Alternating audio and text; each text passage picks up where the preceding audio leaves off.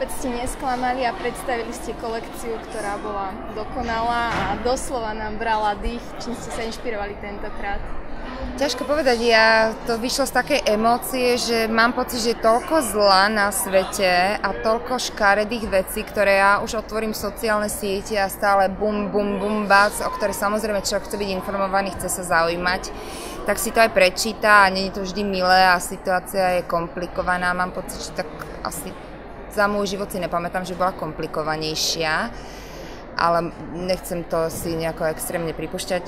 A v rámci toho mňa napadla taká myšlienka, ktorú vyslovil už David LaChapelle, známy americký fotograf, že ľuďom treba ukazovať krásne veci, pretože to dívať sa na krásu a estetično v ľuďoch vzbudzuje dobro. Ja som mala taký pocit vymyslieť niečo, čo naozaj očarí tým, že odzbrojí ľudí od zlých myšlienok a od negativizmu, pretože to je tak vyslovene krásne, že musíte to nechať prejsť cez vás samých a nechať sa tým uniesť tak trošku akoby. Takže nejako mi to prišlo ako to, čo ako vnímam ja, čo sa deje a celý život a svet okolo nás, okolo mňa konkrétne, že trošičku pridať, že to rebelstvo už nie je na mieste, skôr už je to také o niečom trošku inom a že treba tým ľuďom naozaj počúvať to pekné, aby pamätali, že to pekné môžeme strátiť, keď budeme hlúpaci, tak aby sme si to dokázali nejakým spôsobom uchovať a vážiť trochu. No. Myslím si, že sa vám to podarilo úplne na 100%. Modelky, modely, Dara Rollins. Darinka. To bolo úžasné. Po minulé prehliadky ste mali ako hudobného hostia Musa a Paťa. Teraz Darinku. Áno. Ich štýl hudby, mne to vyhovuje, sa mi to strašne páči, sú štýloví a sú strašne profici, s ním sa dobre robí, takže a hlavne ja vždy vyberám muziku, nech to znie akokoľvek sebecky. Ja tú hudbu vyberám sama pre seba, čo mne sa páči.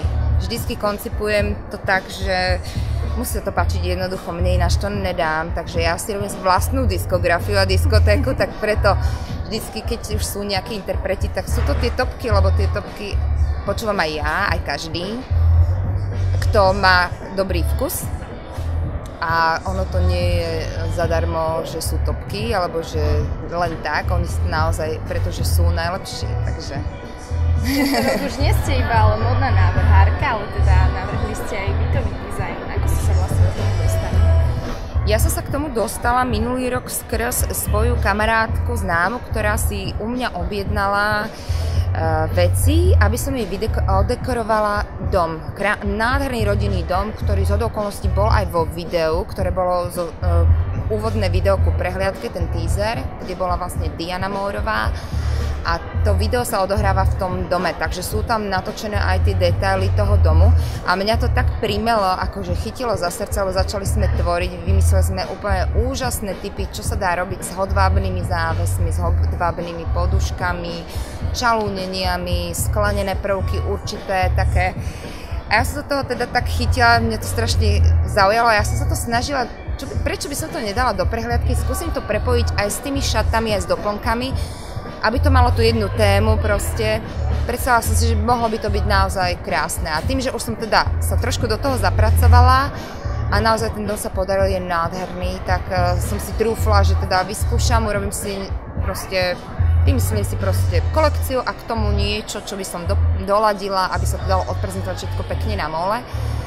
Takže skrz tú prvú moju veľkú zákazku home designu som sa dostala a vlastne už teraz sa chystám na realizáciu ďalšieho domu, takže sa veľmi teším, lebo je to také trošku ako, niekto si možno myslí, že mimo módy, ale pre mňa nie je, pretože ja pracujem s estetikou a väčšinou tvorím veci, ktoré súvisia s textíliou nejakým spôsobom, pretože aj to sklo, to je zaliatý hodváb do skla, čalúnenie to sú materiály, ktoré si dám vytlačiť v Taliansku vzor, aký presne chcem, môžem si ho vymyslieť, poskladať, oni mi to vytvoria a na Slovensku mám výrobcu, ktorý mi to vyrobí, takže ono si to viem tak pekne poskladať, čo s čím chcem a je to také kreatívne, lebo môžete tvoriť originálne kusy a tí klienti to ocenia. Minulý týždeň sa vydávala Zlatka Poškárová. Áno. A vy ste urobili svadobné šaty. Chcem sa sa opýtať, koľko už máte objednávok na presne tie šaty, čo ste urobili z Zlatke Puškárovej? Lebo... Veľa dievčat sa hlási, že sa im páčia. A poviem pravdu, ale úplne presné ja nikdy nezopakujem, pretože to návrhár, ktorý robí kutýr, nemôže urobiť, ale na tento koncept šiat a toľko ohlasov, tak ja chápem, že Zlaťka je známa osoba, že nemala som toľko ohlasov na žiadne svadobné šaty, tak to je ťažko posúdiť, či je to kvôli šatám alebo kvôli Zlaťke, pretože aj tá osoba je dôležitá a Zlaťka je aj známa, je to moje zlatičko, je krásna, má spustu priateľov, ľudia na ňu reagujú, pretože ju poznajú, to bolo vidieť aj na tej svadbe, tam bolo tak krásny, tam bol kus národa pred kostolom, čakala, aby videli Zlaťku v šatách, ako príde, ako na obrad, ako princezna, to je tak strašne milé. A celá svadba bola úplne uchovatná, bezprostredná, spontánna, úplne úžasná. Ja som z Popradu, takže ja som povedala Zlaťke, že to bolo ako východňarská svadba, nikto sa na nič nehrá, bolo to príjemné, krásne, všetci sa bavili, úžasné. Keď si to chce človek naprogramovať, tak na silu sa to nikdy nedá. To musí proste sa spustiť nejaká energia sama.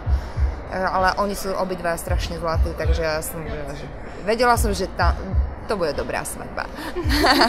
Takže sme sa zabavili do 6 rána. No.